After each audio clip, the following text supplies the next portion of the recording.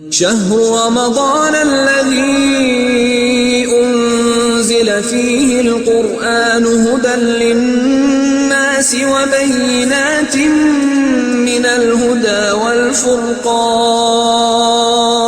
شهر رمضان الذي أنزل فيه القرآن هدى للناس رمضان کو گزارا کیسے جائے، پروگرامز کیا ہوں اس میں، یعنی آپ کا اتنا بہترین مہینہ ہے، آپ چھٹیاں کبھی اپنے جو وہ کرتی ہیں، پروگرامنگ کرتی ہیں کہ بھئی فلاں جگہ جائیں گے، فلاں تاریخ کو وہاں جائیں گے، اس کے بعد وہاں جائیں گے، اس کے بعد وہاں جائیں گے، اتنے دن یہاں رہیں گے، وہاں یہ کریں گے، پورا ایک پروگرام ہوتا ہے نا.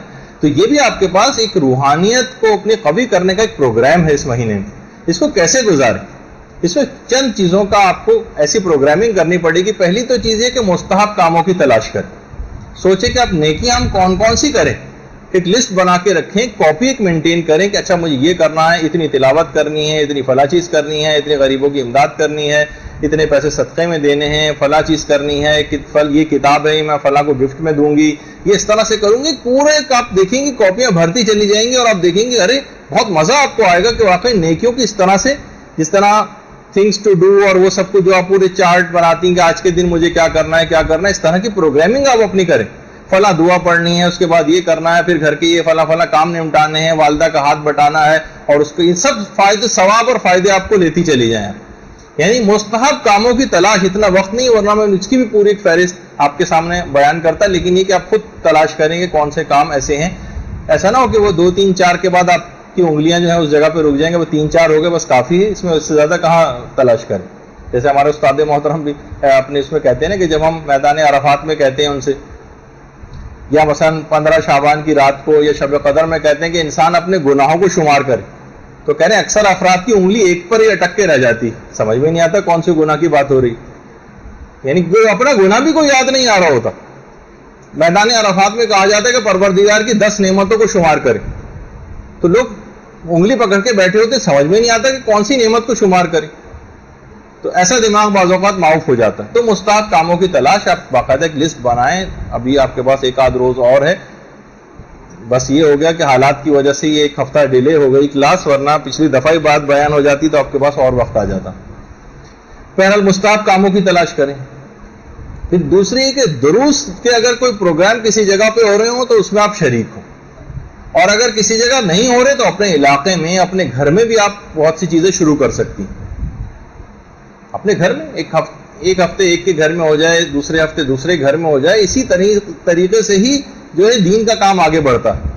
بس گھر میں صرف افطاریاں پکتی رہیں اور سحریاں پکتی رہیں، اور ٹی وی اور وہ بھی یہی فریضہ انجام دے رہا ہے. جتنے باہر بورڈ لگے ہوئے ہیں صرف کھانوں ہی کو پروجیکٹ کر رہے ہیں، گویا صرف رمضان صرف تھوڑی سی دیر رکنے کا اور اس کے بعد فقط کھانے پینے کا نام. میں کتاب بھی ایک دفعہ خرید کے لے کر آیا تھا، ایک عام مسلمانوں کے بک اسٹال وہاں پہ تھی، اکابر کا رمضان. اس میں ڈھونڈ میں اپنے شوق میں لے کر آیا کہ دیکھیں اچھا کیا کیا کرتے رہے ہیں بہت سارے افراد. تو پتہ چلا اس میں کھانوں ہی کی تفصیل لکھی ہوئی تھی ساری، سحری میں یہ اور افطار میں یہ اور فلاں چیز میں یہ. تو صرف کھانے پینے کی طرف متوجہ نہیں ہونا چاہیے، بلکہ اور چیزوں کی طرف بھی انسان متوجہ ہو کہ اس مہینے کو میں کیسے گزاروں. تو دروس کے ایسے پروگرام، اس میں یقیناً معرفت کی باتیں ہوں گی، اس میں احکامات بیان کیے جائیں گے، اس میں انسان کی روحانیت کو قوی کرنے والی بہت سی چیزیں ہوتی ہیں. اچھا کر کہیں جانا ممکن نہیں ہے، انعقاد ممکن نہیں ہے، تو آپ مدرسے کی لائبریری کی ممبر بن کے CD لیں، کتابیں لیں. مدرسے کا چینل ہے یوٹیوب کے اوپر، اس میں مختلف علماء کے دروس وغیرہ موجود ہیں، ان کو آپ سنیں. یعنی اپنی معلومات میں اس طرح سے درس و تدریس میں اس مہینے کو گزاریں. یہ خود اس کے پروگراموں میں خاص طور پر شامل ہونا چاہیے. سوتے ہوئے اور کھاتے ہوئے اس مہینے کو صرف گزارنا نہیں چاہیے. اس کے بعد کتب کا مطالعہ یہ ضرور اپنی لازمی طور پر زندگیوں میں شامل کریں. دیکھیے کتاب اگر کوئی شخص نہیں پڑھے گا، صرف ہم پچھلے جو یہاں پہ سینئر گروپس ہیں ان کو بھی اکثر و بیشتر ڈانٹ پھٹکار ہوتی رہتی ہے اس معاملے میں کہ صرف مدرسے میں پڑھائے جانے والے نوٹس کی حد تک اگر آپ رہ گئیں تو کوئی خاص آپ کو علمی ترقی نہیں کر پائیں گے. ظاہر ہے یہاں پر 1 ہفتے میں 1 کلاس ہوتی ہے، اتوار کے دن یہ صرف آپ آتی ہیں 3 گھنٹے کی، اس میں چلیں 2 لیکچرز آپ کے ہو گئے، یہ بہت ناکافی. سال بھر میں اگر کریں، چھٹیاں وٹیاں سب نکال دیں تو کتنا کم وقت آپ کے پاس بچتا ہے. تو آپ اس کمی کو کیسٹوں کے ذریعے اور کتابوں کے مطالعے کے ذریعے پوری کریں. تو بہت سی چیزیں محتاج نہیں ہوں گے کہ اتوار کو جائیں گے تو ہم کچھ حاصل کریں گے باقی پورے ہفتے ایسی گھر میں بیٹھے ہوں. نہیں, کتاب مطالعے کتب کے عادی بنے, اچھی اچھی کتابیں. ہر خاتون کی میں توقع کرتا ہوں کہ ہر ایک کے پاس اپنی ایک ذاتی لائبریری ضرور گھر میں ہونی چاہیے, چاہے ایک شیلف پہ مشتمل ہی کیوں نہ ہو, پھر آہستہ آہستہ اس کو بڑھاتی جائیں, لیکن ایک ذاتی لائبریری. ٹھیک ہے, ابا کی ہے, بھائی کی کوئی ہے نہیں, آپ کی اپنی ایک ذاتی لائبریری ہونی چاہیے, چاہے وہ کتنی کم کتابیں 10-15 کتابوں سے اس کا آغاز کریں, لیکن ہونی چاہیے. تو اس کی طرف زیادہ سے زیادہ کوشش کریں, رغبت کریں. اگلی چیز یہ ہے کہ ایسے افراد کی آپ کو مدد کرنی ہے جو مالی لحاظ سے, فکری لحاظ سے, اعتقادی لحاظ سے یا میدان عمل میں کمزوری کے اعتبار سے ہوں, ان کی کمک اور مدد آپ کو کرنی. صرف ہم مدد صرف پیسوں ہی کی مدد کو سمجھتے ہیں. آپ دیکھتے ہیں کتنی خواتین ہیں ان کی نماز روزے غلط ہوئے چلے جا رہے ہیں, مسائل شریعت کا ان کو علم نہیں ہے. آپ دیکھ رہی ہیں عورتوں کے مخصوص مسئلے دیندار خواتین بھی صحیح طور پر ان سے واقف نہیں ہیں. جو چیزیں آپ سنیں عورتوں تک پہنچائیں, ان کی نمازیں خراب نہ ہوں, روزے خراب نہ ہوں. کیسے ہے آپ اس پہ اکتفا کر کے بیٹھ جاتی ہیں کہ چند باتیں آپ کو پتہ چل گئی اور کسی دوسرے کو آپ نہ بتائیں. اس ماہ مبارک میں کمزوروں کی مدد, کمک, چاہے وہ عقائد کے اعتبار سے کمزور ہوں ان کی مدد کریں, عمل کے اعتبار سے کمزور ہوں ان کی مدد کریں, فقہی اعتبار سے کمزور ہوں ان کی مدد کریں. بہت ساری چیزوں کے اندر مالی لحاظ سے ان کی بھی کریں, لیکن صرف ہمارے یہاں مدد کرنے کا مفہوم فقط اور فقط پیسے کے اعتبار سے ہی ہو جاتا ہے. وہ تو آج آپ کو 10 کروڑ روپے بھی دے دیے جائیں تو ایک گھنٹے میں اتنے مستحقین ہوں گے کہ اگلے گھنٹے میں پھر 10 کروڑ کی ضرورت آپ کو پیش آئے گی. وہ پروردگار عالم ہی سب کی ضرورتوں کو پورا کرنے والا ہے کتنا بھی, لیکن جتنی ہمارے اندر اپنی حیثیت ہے, چاہے وہ مال کے اعتبار سے ہو, چاہے وہ علم کے اعتبار سے ہو, اپنے ریسورسز کو استعمال کرنے کے اعتبار سے ہو. آپ کی چند عورتوں کے اندر سے ہے, آپ مجالس پڑھنے جاتی ہیں, 2-4 لوگوں آپ کی نگاہ میں ہیں, کچھ غریب ہیں ایسے, کچھ کو کتابوں کی ضرورت ہے, کسی کو کچھ ہے, آپ اپنے وسائل کو بروئے کار لائیں, کسی سے کہہ سن کر بھی آپ مدد کروا سکتے ہیں. ضروری نہیں کہ آپ کے پاس اپنا ہی اتنا کچھ موجود ہو اور ہر ایک کو اپنی جیب سے ہی آپ مدد کرنی. اپنے تعلقات کو استعمال کریں, اپنی جاہ کو استعمال کریں دین کے کاموں کے لیے. آپ کسی کے تھرو کروا سکتی ہیں بہت سے کام. آپ کہیں گے بھائی فلاں شخص جو ہے اس کا یہ مسئلہ ہے, ان کو کچھ کتابوں کی ضرورت ہے, 1000 روپے مثلا چاہیے, آپ کسی کو بھی لے کے وہ کتابیں جو ہے گفٹ میں دلوا دیں, تاکہ یہ دین کا کام آگے بڑھے نا. یہ صرف پیسوں کی حد تک نہ رہ جائے معاملہ.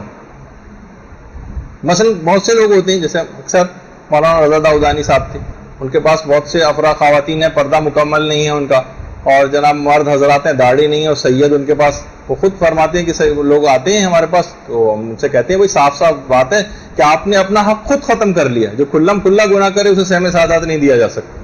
تو آپ اپنے حلیے کو صحیح کریں, داڑھی وغیرہ رکھے گئے. کتنے ہی افراد ایسے ان کو یہ مسئلہ بتائے گا, چاہے انہوں نے شاید بہت سے افراد ہیں لالچی کے تحت داڑھی رکھ لی کہ ہماری تاکہ مدد ہوتی رہے, ان عورتوں نے پردہ کرنا شروع کر دیا ہو, لیکن ایک بات آپ کچھ پیغام تو آگے پہنچائیں نا, تاکہ لوگوں کو احساس ہو کہ بہت سارے افراد حق رکھنے کے باوجود بھی اپنے آپ کو بہت سے گناہوں کے باعث اپنے حقوق سے خود محروم ہو جاتے ہیں, اپنے آپ کو محروم کر لیتے ہیں بہت سی وجوہات کی بنا پر. تو یہ ایک ایسی چیز ہے, یعنی کمزور لوگوں کی مدد, جس میں ساری چیزیں شامل ہو جاتی ہیں. آپ باقاعدہ صرف سننے کی حد تک, نوٹس بنانے کی حد تک نہ رہے گا جب تک عمل نہ کریں, ورنہ یہ سب بیکار. ورنہ تو کتابیں کے قبرستان بھرے پڑے ان تمام چیزوں کے اذکار سے, وہ لے کے آپ بھی شیلف کے اندر بھر لیجئے. اگر عمل نہیں کرنا تو پھر کوئی فائدہ نہیں. اچھا, پھر اس کے بعد ایک چیز آتی ہے, اور وہ ہے روزانہ کی جو دعائیں. یہ بھی بہت اہم ہے. ایسا نہ ہو کہ صرف عمل کے لیے بہت ساری چیزیں آپ کریں کہ بھائی میں فلاں کی مدد کر رہی ہوں, فلاں یہ کر رہی ہوں, اور دعاؤں سے غافل ہو جائیں. نہیں, ہر شخص کی روحانیت کی ایک نیڈ بھی ہوتی, وہ دعاؤں اذکار اس سے اس کی نیڈ پوری ہوتی. تو اس میں افراط و تفریط کا شکار نہیں ہونا چاہیے کہ اگر ایک کام کر رہے ہیں تو دوسرے کام سے بالکل پہلو تہی کر لیں گے, ہم وہ کام کرتے رہیں, غریبوں کی مدد کرتے رہیں, اور لیکن دعائیں نہیں پڑھیں. دعائیں بھی پڑھنا ضروری ہیں, دعائیں بھی پڑھنا ضروری ہیں. تو روزانہ کی جو مشہور دعائیں ہیں وہ بھی اس سلسلے میں جو ہے وہ ضرور پڑھیں. یا علی ہو, یا عظیم ہو, یا غفور ہو, یا رحیم والی دعا, وہ ہر نماز کے بعد جو پڑھی جاتی ہے وہ بھی آپ کو مفاتی میں مل جائے گی.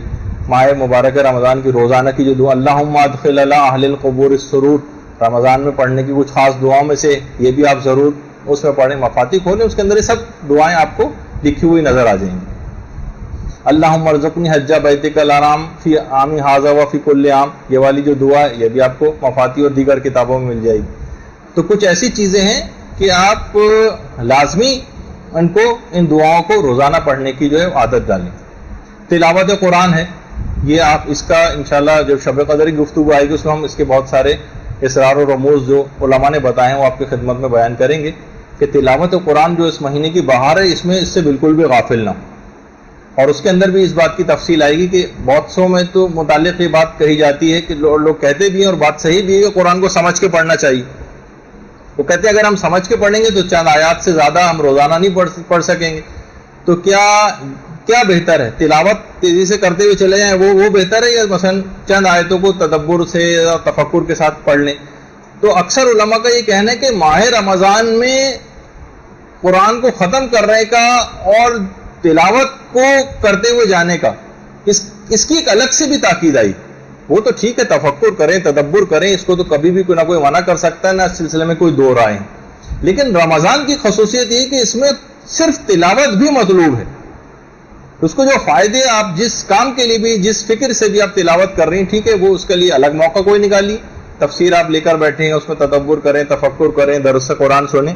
لیکن خود قرآن کو ختم کرنا اور فقط تلاوت بھی مطلوب ہے، چاہے آپ کو کچھ سمجھ بھی نہ آئے. یہ خود رمضان کی الگ سے خصوصیت ہے کہ اس میں جتنی زیادہ ہو سکے تلاوت کریں، چاہے اتنی زیادہ تفکر کے ساتھ ہم نہ بھی کر سکیں. یہ صرف رمضان کے حوالے سے میں آپ کی خدمت میں بات بیان کر رہا ہوں.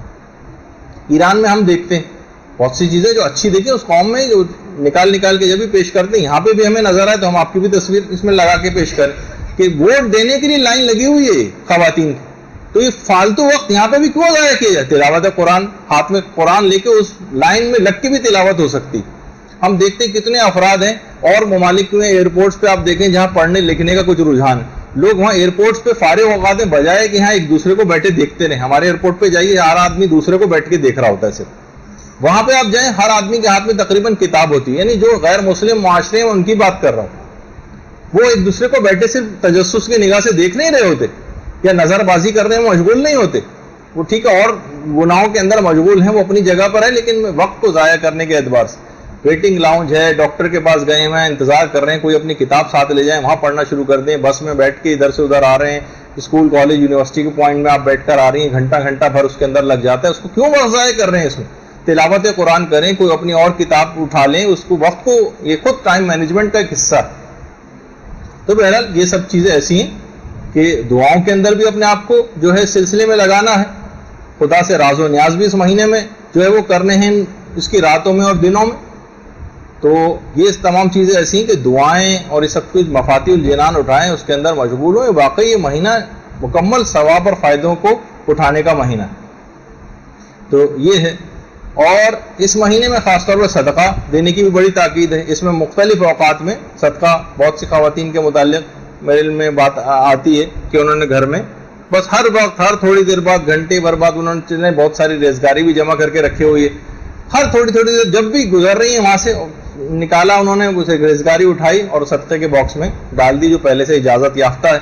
ایسا باکس ہے جو کہ حاکم شرع سے جو صدقے کے مسئلے میں نے اس سے پہلے بیان کیے تھے، یا کسی غریب سے اجازت لی ہوئی ہے کہ اس کو جمع کر کے ایک ساتھ دے دیا جائے گا. تو ہر موقع، ہر لمحے، آتے جاتے ہر وقت صدقات کہا جاتا ہے نا روایتوں میں کہ انسان قیامت کے میدان میں اپنے صدقات کی چھاؤں میں ہوگا. یعنی جتنے زیادہ اس نے صدقات دیے ہوں گے، اپنی زندگی کو لگائی، چاہے روزگاری جمع کر کے بار بار دن میں، ورنہ ہوتا نا کہ دن میں صبح میں ایک دفعہ دے دی، ایک دفعہ رات میں دے دی، نہیں، کئی دفعہ بھی دینے کی. نیکیوں میں کیا پریشانی ہے کہ اس کو متعدد بار نہیں انجام دیا جا سکتا.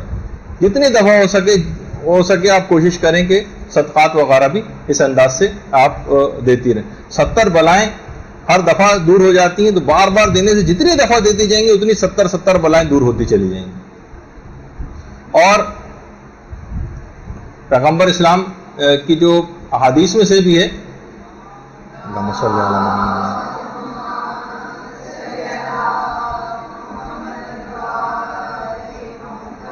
کہ گناہ بھی صدقہ دینے سے جو ہے وہ معاف ہوتے ہیں. اور بہت ساری روایت اس سلسلے میں جو ہیں.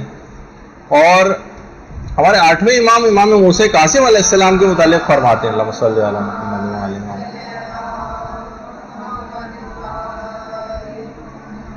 یعنی 8ویں امام کہتے ہیں اپنے والد 7ویں امام کے متعلق کہ میرے بابا رمضان کی آخری تاریخوں میں ہر رات 20 رکعت نماز مستحبی بڑھا دیا کرتے تھے.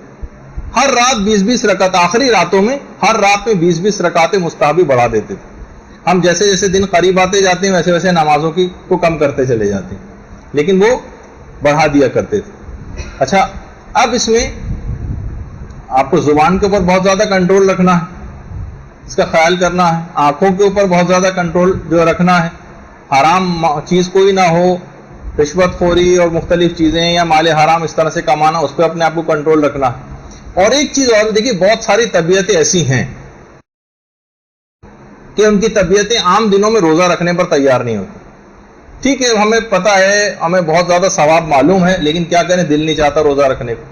ہمیں پتہ ہے کہ لوگوں کی امداد کرنے کا اور صدقات دینے کا کتنا ثواب ہے، لیکن انفاق فی سبیل اللہ کے اوپر دل زیادہ تیار نہیں ہوتا، ہاتھ جیب کی طرف زیادہ جاتا نہیں ہے اس سلسلے میں۔ ٹھیک ہے، نمازیں جو ہیں، ہمیں پتہ ہے کہ رات کو شب بیداری کی کتنی تاکید ہے، نماز شب پڑھنے کی کتنی تاکید ہے، لیکن نماز شب کے لیے کوشش کے باوجود اٹھا ہی نہیں جاتا۔ ان لوگوں کے لیے بھی ایک آسان حل بتایا گیا، وہ افراد، اور یہ حل جو بتایا یہ ہمارے چھٹے امام جعفر صادق علیہ السلام نے بتایا،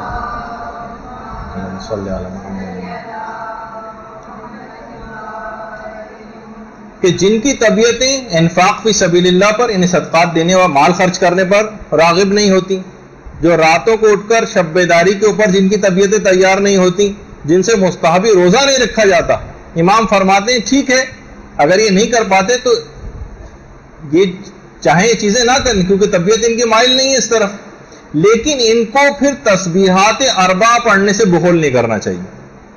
ایسے افراد کے جو ان تینوں کام نہیں کر سکتے، ان کو چاہیے کہ کم سے کم، یہ میرے اپنے الفاظ ہیں، کہ ان کو چاہیے کم سے کم ایک تسبیح تسبیحات اربع، سبحان اللہ والحمد للہ ولا الہ الا اللہ واللہ اکبر، یہ کم سے کم روزانہ ضرور پڑھ لیں، تو ان کی وہ کمی جو یہ صدقات نہ دینے کی وجہ سے روحانیت میں کمی ہو رہی ہے، جو شب بیداری اور نماز شب نہ پڑھنے کی وجہ سے ان کے اندر ایک کمی آ رہی ہے، اور جو مستحب روزے رکھنے سے جو فائدے روحانیت کے حاصل ہو جانے چاہیے تھے وہ حاصل نہیں کر پا رہے ہیں، وہ تسبیحات اربع پڑھنے سے حاصل کر سکتے ہیں۔